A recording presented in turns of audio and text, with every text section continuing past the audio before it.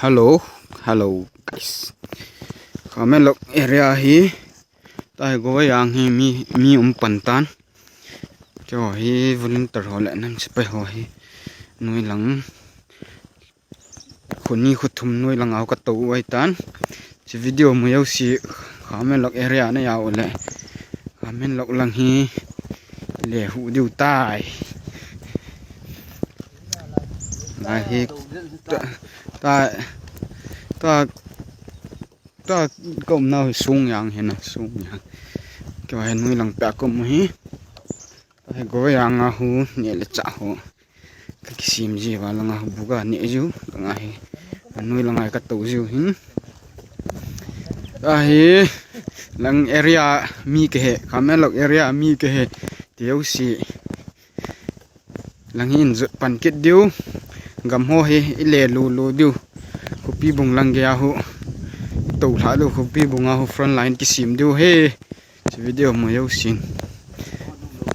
nó lâu ra cái họ sẽ muốn tự họ lại năm họ sẽ hi mà cha cái ball thấy povin cái chỉ số yang lệ nó phát tinh đâu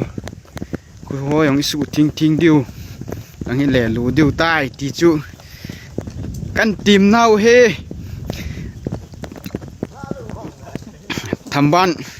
thăm ban dòng amen lộc lăng ngày luôn là ra là không cần số ngày tài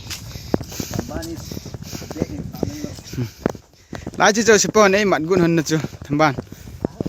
lại gọi lại có cái chọc lạ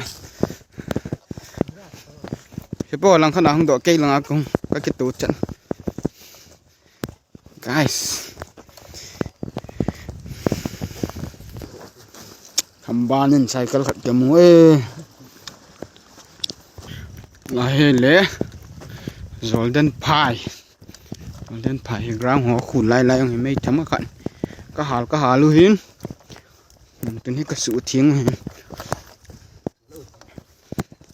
chỉ lại trong vẹt ta đi nào chứ